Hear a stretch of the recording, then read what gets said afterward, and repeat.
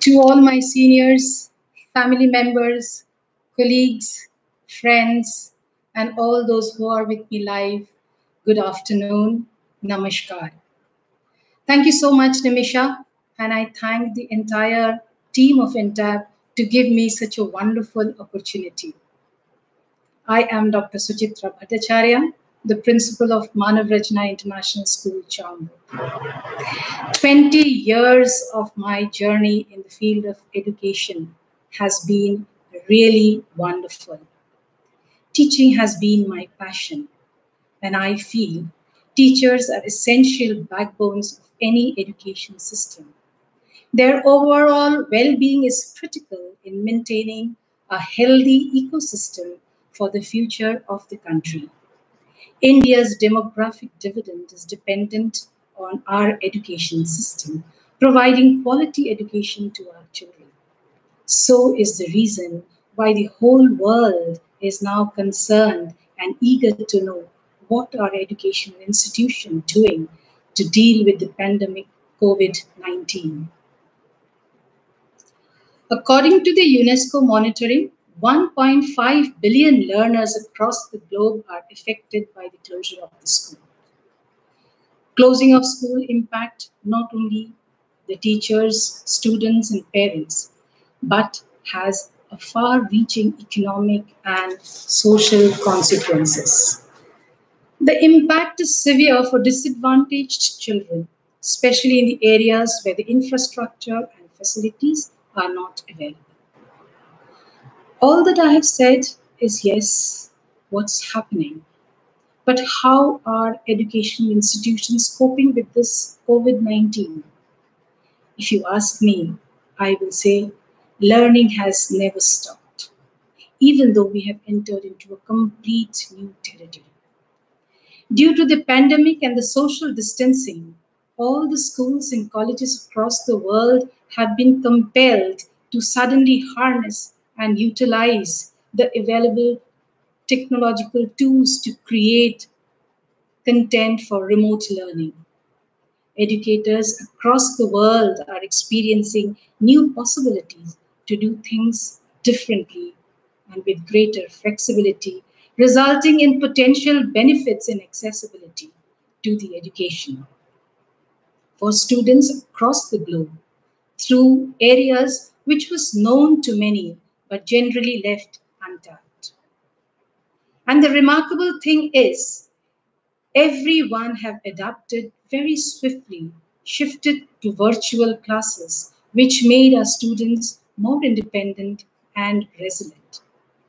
A few weeks before, we enjoyed our children coming to school, but things have drastically changed now. We miss the footsteps, we miss their claps, we miss their smiles, the sounds, and their lovely stories. But we don't want to miss any further. What we are doing, I would like to elaborate. We in Manav Rachna institutions, we have started planning soon after the announcement of the closure. Rigorous training was given to all the educational staff at different levels. The management has been very active in reaching to not only the faculty, but all other stakeholders. Parents and students were given classes on how to go in the online mode. Demo classes were conducted, and trust me, we could start our session as planned, as scheduled, with full zeal and enthusiasm. That was a marathon switchover that all the schools of ours did. And I would like to say that this was possible because of the zealistic faculty and the ardent parents, where we kept students positioned in the pivot. Schools shifted from buildings to houses, and every parent became teacher. We engaged our students with positivity, leading them in the correct path with academics and co-scholastic areas. Flipped learning became possible easily. The online mode made children more independent, so education actually did not stop anywhere. The holistic approach had to redesign curriculum to reach our learners through technology. How did the environment respond? That is something which I want to talk about. Children definitely are missing the social mixing. They are missing their peers. They are missing the learning from each other. They are missing the empathy, the sports, the theater, the music, and the green grass of the school fields. But today's generation, as said, Generation Z, is born with technology, and they are exploring much more because of this lockdown. To be a little more elaborate, the little ones are learning as much from their teachers, of course, not in the class, but seeing them on the screen. They're clapping their hands, they're tapping their foot with the teachers as they see them doing it. The primary and the secondary students are eagerly completing their assignment and following the teacher's instructions. The seniors are doing collaborate studies so that they can keep up to the pace. So, as educators, we feel we are only there to facilitate today's generation and ensure that there is something good to say in the history of the world of this pandemic. True, all this is possible not everywhere. It is not possible in areas where technology is a challenge. So I feel this gives a better understanding what all the countries, the leaders, the educationists, the senior citizens who are responsible enough should prioritize the need of development, plan the budget in accordance. Education sector needs to be given prime importance because that is the way to bring in development in the country. Lockdown has taught us many things. The most important thing that we learned is the importance of family, the importance of love, care that should definitely coexist amidst our busy lifestyle. But now we should not make another mistake by only focusing on the immediate and the rescue. Instead, we must learn what to do in future and prepare ourselves to think on such emergency, not only in an individual country, but on a global platform. Another worry that everyone is bothered about is the assessment portion. If you ask me, I am very positive and I feel that that also can be done. However, as educationists, we need to remember that our responsibility is to teach our children that having a vision in life is more important than scoring maximum marks. We need to teach them to find out their calling and find the appropriate direction is what is more important. Education of personal health, personal hygiene, purpose of life, relationship, think positive thinking, empathy, love, tolerance is more important. Yes, marks is surely an incentive and useful for ranking, but does it really have relevance in the success of everyone's life? I would say not always. If we can do this, I think as parents and educators, we have done quite a bit. The ultimate question that comes in is what's next? What's after this lockdown period? We have to be very careful. This prolonged closure should not have any negative impact on our children. We need to give them the assurance that things will be better soon. We as seniors, we need to understand that students' mental stability is very important and give them the love, the care as much as possible because we are at home. Let us all face the lockdown as a positive opportunity to spend quality time with our family. Let us make this a learning time and explore the new era of technology in every aspect and grow with the younger generation. We need to be patient and we need to find answers to all the difficult questions that our young children have. I think with all these, I could sum up what all we are doing in the education sector. I have a few questions. I will just try to see how much I can give an answer. Yeah. There's a question. Do you think that you are right saying that this rapid change was possible? Yes, I would say the rapid change was definitely possible because we all educationists are learners. We learn in a short duration and we shifted our responsibility from the classroom to the screen. I think that was really possible. Yes, someone asked, is it that everywhere we could do it? No, we could not do it in every sphere, as I have already said.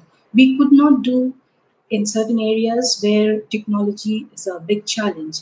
And that is, as I said, is very important for our leaders, for our citizens who are having responsible positions to think what is the preparation that we need to do, how much we need to develop, how much we need to work. But at the same time, there are many organizations which are trying to reach out to those areas, to those children who were really lagging behind in this. And it has been a success, even if not fully, but to quite an extent, it was done and it is still in process. And there are the government organization, the non-government organizations are trying to reach out to those areas too.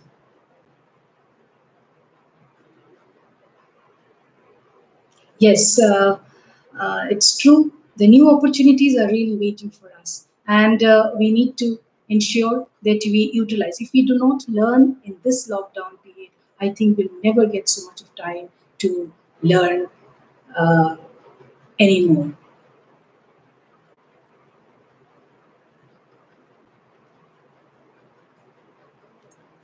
What changes would you try to imbibe as an educator post this crisis? Changes, yes. What, as I said, these areas were known to many, but however, it was not tapped as such. So we have become more savvy. We will understand things much better. It will be more easy to combine the offline and the online courses. We will be able to help reach children even if they are not coming due to whatever reasons they have. And we will ensure that children do not lag behind in any possible way.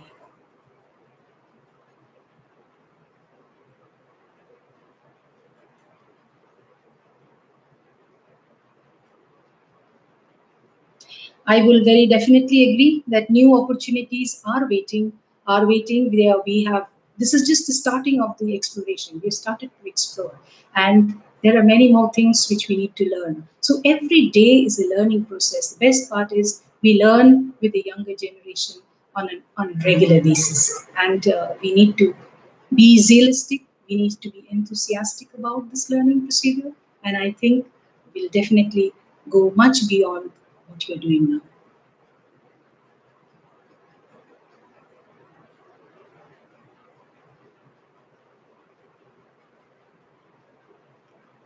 Educators.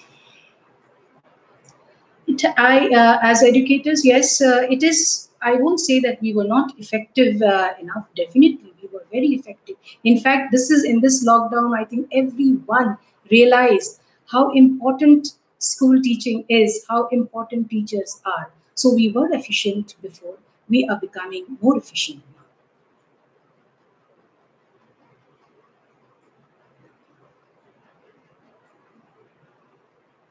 Yeah, I'm getting number of comments who are agreeing to all that I've said. I think the points that I've said, the queries that they have been already solved. So there are comments. Thank you so much for agreeing. I'm seeing number of people appreciating all that we have spoken about, and most of them, I'm sure, are from the same teaching faculty. So we understand each other, and I think it's in all schools. All schools are trying to do the same. As we said, in our schools, we are ensuring that children are getting the sports classes, the children are getting the arts classes, the music classes, and everyone is doing it. So learning has never stopped. it is continuing in spite of all the difficulties that we are facing. And children are amazing. Children are, in fact, it's a dual process. They are teaching the children, teachers at many a times, and they have taken it up in a very positive manner, and they are understanding that there is no other way but to adapt to whatever the new situation is. And the parents' cooperation is something which we need to mention. It is commendable to see that the way the parents are helping their children, especially with the little ones, they're sitting beside them and helping them to take on all the classes that are being conducted. I would like to once again thank Nimisha, thank the entire team of INTAP. I would like to thank my seniors, my management, my family members, and all my friends, colleagues who have always been beside to many people like me who are in their own way contributing to the education system. Thank you very much, INTAP.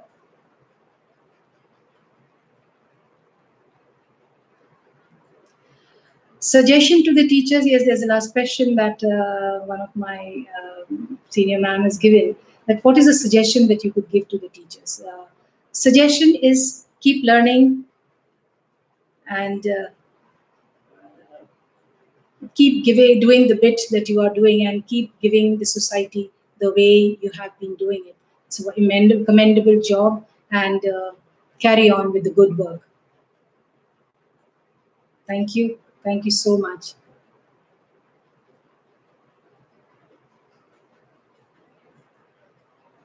Thank you, ma'am. Thank you. Okay, I'll take leave. Thank you very much, Nimisha. Had a wonderful time and lovely comments. It was really nice reading all of them. Yes, there's another question that has come up. Any suggestion for the underprivileged children? Before I go to this, I would like to talk about the group of children who we consider as special children. Even in this online mode, I think most of the schools are trying to do their bit for these special children also. For the underprivileged, yeah, it is not, we cannot just blame the government. We all need to play our part. And as I said, I am also attached to a number of organizations where we are trying to reach to certain areas where children are not as privileged, and we're trying to do our bit. Like Career Launch is one of them, really gone beyond their limitations to help out. There are organizations who are helping, and I think we need many more should come forward to help. And I think very soon, if we are all having this positive attitude, we'll be able to reach to a certain extent to help even the underprivileged.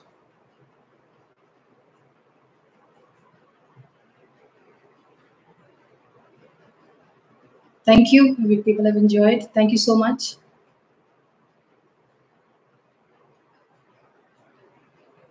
Okay, Nimisha, I'll end.